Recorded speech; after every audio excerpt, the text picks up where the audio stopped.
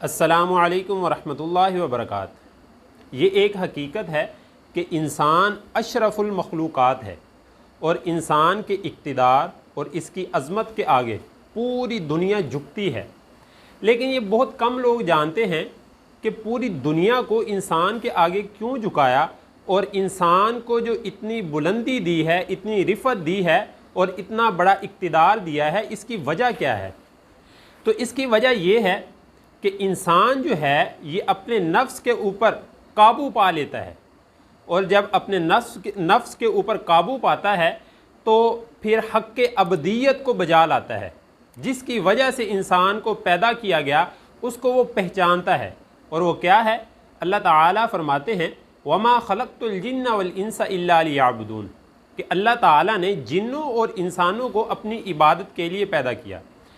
और जब इंसान अपने मकसद को पहचान लेता है तब वो कामयाब हो जाता है।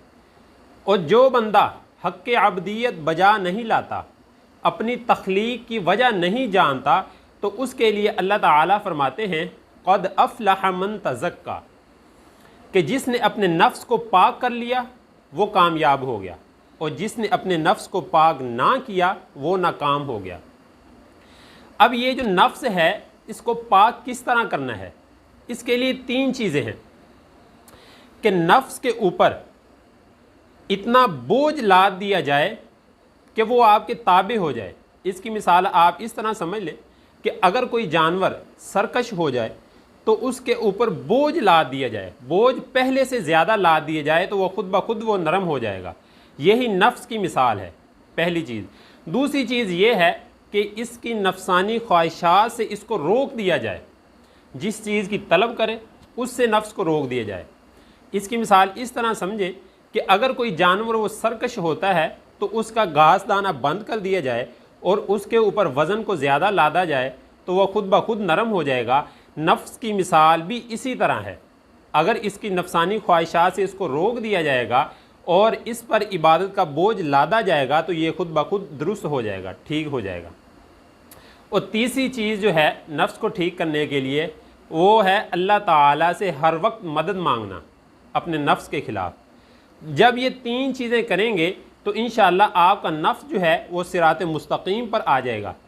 और ये जो तीन चीज़ें हैं ये रोज़े के अंदर अकमल और अतम तौर पर पाई जाती हैं। यही रोज़े का फ़लसफ़ा है। इसी वजह से अल्लाह ताला ने रोज़ों को फ़र्ज़ किया है। और रोज़ों को फ़र्ज़ करने की दूसरी जो वजह है, जो रोज़े का फ़लसफ़ा है, वो ये है कि इंसान को किसी भी नेमत का अंदाज़ा उस वक्त होता है जब उससे वो नेमत छीन ली जाती है। देखें, जब पूरा साल चल रहा होता है, साल के 11 महीने, अगर मिसाल के तौर पर पूरे साल में ये रोज़े ना आएँ, हम आम तौर पे अल्लाह ताला की नेमतें खाते हैं, अल्लाह ताला की नेमतें पीते हैं, हमें ये अंदाज़ा नहीं होता कि जो दूसरे लोग हैं, जिन लोगों के पास एक वक्त की खाने के लिए रोटी नहीं है, पीने के लिए साफ़ पानी नहीं है, अल्लाह ताला की और नेमतें नहीं हैं, तो हमें अंदाज़ा ना हो कि वो किस तकलीफ़ में है और किस तरह वो ज़िंदगी गुजार रहे हैं। तो जब रमज़ान का महीना आता है तब हमें अंदाज़ा होता है, जब हम रोज़ा रखते हैं हमें भूख महसूस होती है, हमें प्यास महसूस होती है, तब हमें अल्लाह ताला की नेमतों का अंदाज़ा होता है। और तब अमीर लोगों को अंदाज़ा होता है जब उनके बच्चे रोज़ा रखते हैं और उनको अपने बच्चों की फ़िक्र हो रही होती है कि मेरे बच्चे ने रोज़ा रखा है, वो किस तरह वो दिन गुजार रहा होगा, उसको प्यास लगी होगी, उसको भूख लगी होगी, उसको कोई चीज़ चाहिए होगी, तब उसको अंदाज़ा होता है। जब रोज़े आते हैं तब दूसरे की भूख और दूसरे की प्यास महसूस होती है, तब दिल में एक तड़प और एक लगन पैदा होती है उन लोगों के लिए जिन लोगों के पास एक वक्त खाने के लिए रोटी नहीं है, जिन लोगों के पास पीने के लिए साफ़ पानी नहीं है, जो अल्लाह ताला की और नेमतें इस्तेमाल नहीं कर सकते। फिर बंदे के दिल में ये दाइया पैदा होता है कि इन लोगों को दिया जाए और दिल खोल कर इन पर खर्च किया जाए। इन लोगों को अल्लाह ताला की वो नेमतें जो हम खुद खा रहे हैं इन लोगों को भी दी जाएं।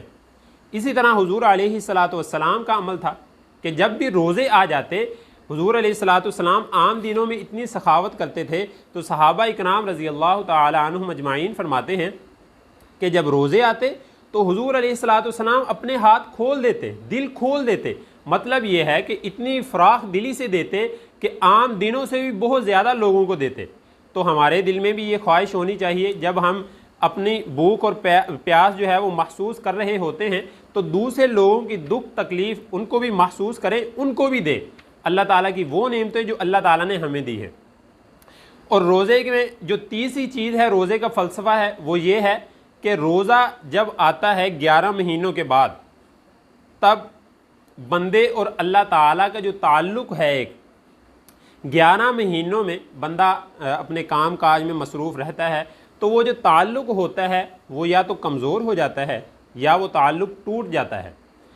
जब वो ताल्लुक़ कमज़ोर होता है या ताल्लुक़ वो टूट जाता है तो रोज़े के आने के साथ, रमज़ान मुबारक के महीने के आने के साथ वो ताल्लुक़ दोबारा बहाल हो जाता है। बंदे और अल्लाह ताला के दरमियान जो वो कनेक्शन है वो दोबारा जुड़ जाता है, जिसकी वजह से बंदा जो है अल्लाह ताला के और भी करीब हो जाता है।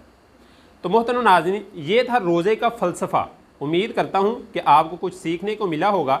अगर आपको कुछ सीखने को मिला है तो इस वीडियो को अपने दोस्तों के साथ शेयर करें। अल्लाह ताला आपको जज़ाए खैर अता फरमाए।